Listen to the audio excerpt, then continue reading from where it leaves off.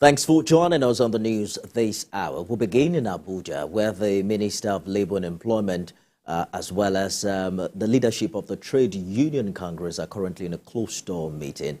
And this is coming barely 24 hours after a similar interface with the Nigeria Labour Congress. In their opening remarks, both parties pledged commitment to reaching an amicable resolution of issues in dispute. The aftermath of petrol subsidy, organised labour is challenging the federal government to engage in meaningful and impactful negotiations in the overall interest of the people. A federal high court sitting in Abuja has dismissed a suit filed by former Senator Adamu Bokachua, seeking to stop his investigation and arrest by the Independent Corrupt Practices and Other Related Offences Commission. The court says the words uttered on the floor of the Senate went beyond the words that can be covered by Section 39 of the 1999 Constitution. It also noted that the invitation by the ICPC has been interpreted wrongly by Senator Bokachua and that the suit is an attempt to shield himself from investigation. The former senator had, during the valedictory session of the 9th Senate, confessed to influencing his wife in the discharge of her duties as president of the Court of Appeal between 2014 and 2020. Justice Bokachua also reacted to the statement, emphasizing that she had never at any time compromised her oath of office or favored any party in administration of justice. In New York, President Bola Tinubu has met with the presidents of South Africa and Union of Comoros Island on the sidelines of the ongoing 78th session of the United Nations General Assembly. Nigeria's president is seeking to use these meetings to seek more investments and promote mutual cooperation between Nigeria and the global community. TVC News State House correspondent Femi Akonde reports. A busy day for President Bola Tinubu on the sideline of the 78th session of the United Nations General Assembly. He has held bilateral talks with the President of South Africa, Cyril Ramaphosa. Nigeria and South Africa are the two biggest economic giants on the continent.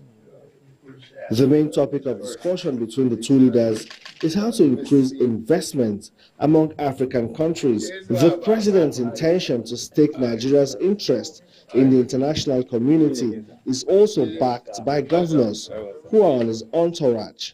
And it would be nice for us to see him join his other colleagues worldwide to share his vision, to put a clear template of what he hopes to achieve for the country, even in a gathering like this. So it will be his own show. Coincidentally, I was also here last year as the final one for the former president. So outside of that, it's also for Lagos to be able to position itself for all of the engagement and opportunities that an international assembly like this offers. Diplomatic relations between the two countries dates back to the period Nigeria achieved independence from Britain, and it was formalized in 1994. The volume of trade between Nigeria and South Africa has hit $2.9 billion, with expectations of it rising further with the Africa Continental Free Trade Area Agreement.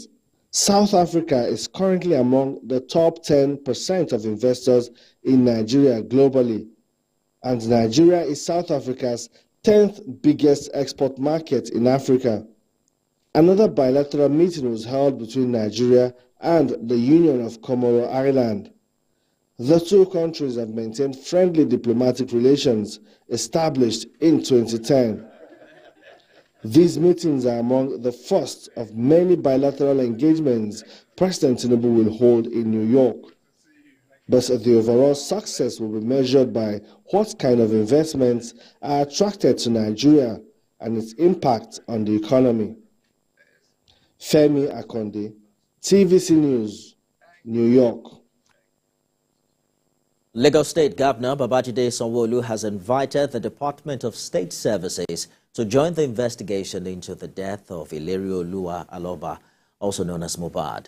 The government also pleaded with members of the public to stay calm and refrain from making inflammatory utterances, but help with vital information that may assist the investigation process. This development follows the launch of a major investigation by the police into the circumstances surrounding the death of the youngster. The government has also appealed to the investigating team to guarantee the confidentiality and protection of all witnesses who may come forward with vital information or indicative evidence that may assist the process. Beneficiaries of the Agro-Processing Productivity Enhancement and Livelihood Improvement Support Project have commended the food sustainability initiatives in Lagos. Project coordinator of our TUC project, Oluranti Sagovebo, noted that government's interventions in support of relevant individuals have ensured sustainable business alliance, improved productivity, investment opportunities, and food sustainability in the state. Appeals Project is a World Bank-assisted program supported by the federal government and 6 participating states in Nigeria, which includes Lagos. Aggregation Center is NAFDAC approved, and as it stands, they can actually export their fish out of Nigeria because it has met the standards. Apart from that, we have also partnered with Federal Department of Fisheries, and their ponds, the aquaculture side has also gone through the certification process. So from start to finish, everything here is certified, and they can conveniently get into the international markets because of the support Appeals Project has given to them. A non-governmental organization has launched a 6,000 Girls Alliance against female genital mutilation and other harmful practices in Africa. The convener also appealed to Nigeria's First Lady Oluremi Tinubu to join the fight against female genital mutilation in a bid to nip the menace in the bud. TVC News correspondent Rafiu Hamid reports. The 2023 Adolescent Boot Camp gathered participants from Osun, Oyo, Kwara and Ekiti states, with Kaduna and Kano holding the same camping concurrently. Over 600 girls of age 10 to 20 years featured in the 5-day boot camp. Equipped with necessary information and sensitization on female genital mutilation, child marriage, gender-based violence, and they are ready to return as advocates in their various communities and schools. FGM does not have any medical benefit, but it's a common practice in Africa, but with innovative ideas which might not be legal, but can be used against the practice. I think we can move forward. We learned the disadvantages of FGM and the myths behind FGM and other sexual abuse and how it's not good to keep it in and tell the world about it. With the theme, breaking barriers and building bridges, the convener believes the African girls have the potentials to contribute to the development in the society. Directly, we've reached over 5,000 girls, and these girls have in turn gone ahead to reach over 200,000 girls across Nigeria. Beyond just the numbers, we've seen real transformation. We've seen girls that, like I said the other time, that naturally these girls would not want to pursue anything. When they came to the camp, they came fresh with no idea. But by the time they left the camp, they went back with that power, with that zeal, with that courage, and changed narrative, even in their own life and in their communities. Some of them picked up courses in law, and they are now graduates today. And not be timid. A lot of them have built their confidence. Some of them couldn't even talk in front of crowd. But as at today, just 4 days, and they're able to come out and speak to a crowd of people. So it's our joy that these girls are being empowered. We brought them from different communities where UNFPA is working. The group solicits federal government support to extend the FGM campaign across the country. The girls also learned several vocations, digital literacy, self-defense, and advocacy skills at the camp. Rafiu Hamid, TVC News, Ede, Osun State.